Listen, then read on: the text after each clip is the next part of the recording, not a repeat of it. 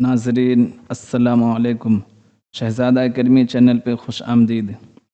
अज़ीज़ साथियों, अभी गुज़श्ता रात ही बीपीएससी ने अपने ऑफिशियल हैंडल से एक नोटिस जारी किया है, जिसके तहत बीपीएससी ने अपने एग्ज़ाम के पैटर्न में अब तक का सबसे बड़ा बदलाव किया है, जिसको जानना आपके लिए निहायत ज़रूरी है, ताकि आप सिर्फ अपनी तैयारी में मशगूल ना हो, बल्कि आप अपनी तैयारी जारी रखते हुए बीपीएससी ने क्या क्या अपने एग्ज़ाम के पैटर्न में बदलाव किया है उसकी भी मालूमात होना ज़रूरी है, ताकि आपकी एक तरफ जहां तैयारी अच्छी तरह हो जाए, वहीं दूसरी तरफ आप उन तमाम मालूमात को यकजा कर सकें, जिसके तहत आपको आपकी कामयाबी आसान मालूम हो और आप आसानी से अपनी मंजिल मकसूद तक पहुंच जाएं। तो चलिए, बीपीएससी ने क्या चेंजिंग किया है उसको हम नोटिस के ज़रिए आपको बता देते हैं और वहीं समझा देते हैं। वैसे आप हमारे थंबनेल पर आप देख रहे होंगे, इसमें है कि नेगेटिव मार्किंग बीपीएससी ने लागू कर दिया है, इसको आप मान लें। ये और बात है कि इस नोटिस के ज़रिए बीपीएससी ने अपने एग्ज़ाम में जो सवालात गलत होंगे उसके बारे में तो नहीं कहा है, लेकिन अगर आप सवालात को छोड़ देते हैं बिना किसी निशान लगाए हुए, तो फिर आपका एक नंबर काटा जाएगा। एक नंबर मुराद 1.3, यानी तीन क्वेश्चंस आपने गलत किया, 3 क्वेश्चंस को आपने छोड़ दिया, गलत नहीं छोड़ दिया, तो फिर आपका एक नंबर काटा जाएगा। चलिए हम डायरेक्ट वहीं से चलते हैं। क्या है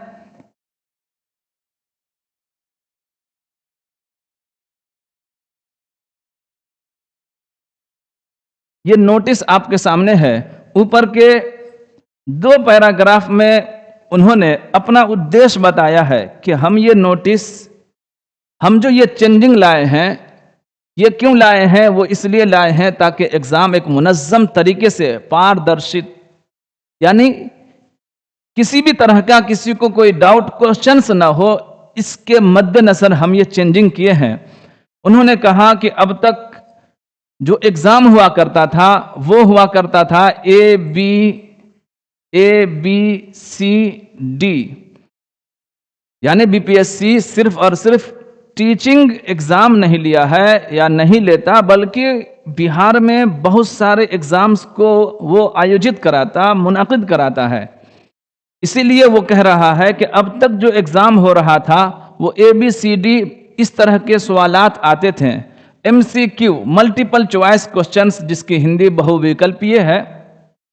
उन्होंने कहा कि ये क्यों कह रहे हैं? सुव्यवस्थित, पारदर्शित एवं अभ्यर्थी अनुशासन सुनिश्चित करने के उद्देश्य से संशोधित किया गया है। देखिए, आगे जो आपके लिए पैराग्राफ है वो ये 2 अहम है। कौन सा? कि यदि अभ्यर्थी प्रश्न का उत्तर देना चाहता है तो वह विकल्प A, B, C या D में से किसी एक का चयन करेगा। यदि अभ्यर्थी प्रश्न का उत्तर नहीं देना चाहता है तो विकल्प E का चयन करना अनिवार्य होगा। यानी यह कहना चाह रहा है कि अगर आपका जो एग्जाम है वो कितने का है? 120 नंबर का। अगर आपको 120 में से आपको मान के चलिए 110 का देना है, आपको 110 सवालात अच्छी तरीके से याद है, तो आप हर हाल में 120 में 120 को टच करें। आगे जो आपको 10 नहीं पता है तो 10 में आप क्या करें? ऑप्शन ई पर जाकर आप टिक कीजिए। अगर आपने ऑप्शन ई को नहीं किया, नहीं अटेम्प्ट किया, उस पर कोई नशा नहीं लगाया, तो फिर आपका निगेटिव मार्किंग जोड़ा जाएगा। यानी अगर आप 120 का एग्जाम हो रहा, इसमें से अगर आपने 6 क्वेश्चंस को छोड़ दिया, तो फिर 6 क्वेश्चन छोड़ दिया, गोया आपने थर्ड, 3 दूना 6, तो आपका 2 नंबर काटा जाएगा। आप इस बात को अच्छी तरह समझ लीजिए कि अब जो आपका एग्जाम, ये और बात है कि टीचिंग एग्जाम ABCDE तक लिया है, लेकिन ये चेंजिंग क्या किया है कि आपको हर हाल में ऑप्शन E अगर आपको याद नहीं है तो आपको उसमें टिक लगाना हर हाल में जरूरी है। अगर आपने इस तरह की भूल की तो पता चलेगा कि आपकी तैयारी एक तरफ और फिर उसका पछतावा एक तरफ। इसलिए इस बात को याद रखिएगा कि अगर आपको आंसर नहीं देना है तो क्या करना है, ऑप्शन E में हर हाल में निशान लगाना है। अगला क्या है पैराग्राफ, यदि कोई अभ्यर्थी 5 विकल्पों ABCDE में से किसी का भी चयन नहीं करता है तो ऐसे प्रत्येक अनुत्तरित अनआंसर्ड प्रश्न पर नकारात्मक निगेटिव मार्किंग 1 पॉइंट थर्ड की कटौती की जाएगी। समझ रहे होंगे अच्छे से कि अगर आपने किसी का भी चयन नहीं करते हैं, ABCD किसी का भी चयन नहीं करते हैं, गोया आप 110 सवाल को टच करते हैं, 10 सवाल छोड़ देते हैं, तो आपका 10 सवाल का ढाई नंबर 3 तिया 9 यानी 3.1, यानी आपका पॉइंट में भी नंबर होगा कि किसी का 82.1, इस तरह का नंबर अब आपको देखने को मिलेगा। जिस तरह की BPSC मैन जो अधिकारी होता है, जिससे BDO CO बनते हैं, वहां जैसे निगेटिव मार्किंग था, उसी को BPSC ने अब अपने तमाम होने वाले एग्जाम्स में लागू किया। आप तमाम एग्जाम को छोड़ दीजिए, अभी आपके सामने जो एग्जाम है वो है TRE4 टीचर रिक्वायरमेंट एग्जामिनेशन।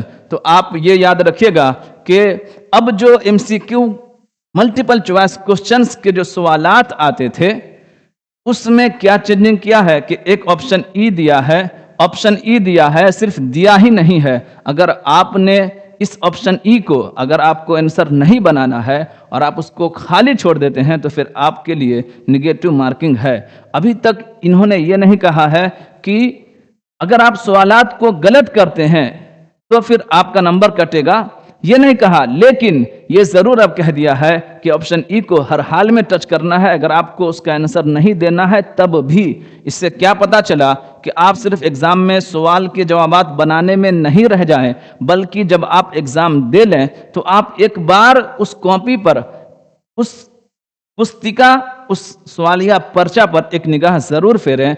वो जो आपको मिलेगा OMR शीट, उसको एक बार जरूर देख लें ताकि आप अच्छी तरीके से संतुष्ट हो जाएं कि हमने इम्तिहान में क्या पाया और क्या खोया है। दोस्तों, ये रही हमारी कुछ बातें। फिर भी अगर आपको किसी तरह का कोई क्वेश्चंस, कोई डाउट हो तो आप हमको कमेंट बॉक्स के जरिए सवालात कर सकते हैं। नीज आप BPSC TRE 4.0 की तैयारी करना चाहते हैं, TRE 4.0, तो आप हमारे चैनल को लाइक, शेयर और सब्सक्राइब करना बिल्कुल भी नहीं भूलिएगा, बिल्कुल भी नहीं भूलिएगा, क्योंकि हम अपने इसी चैनल के माध्यम से आपको फ्री क्लास कराएंगे, फ्री क्लास कराएंगे, फ्री क्लास कराएंगे।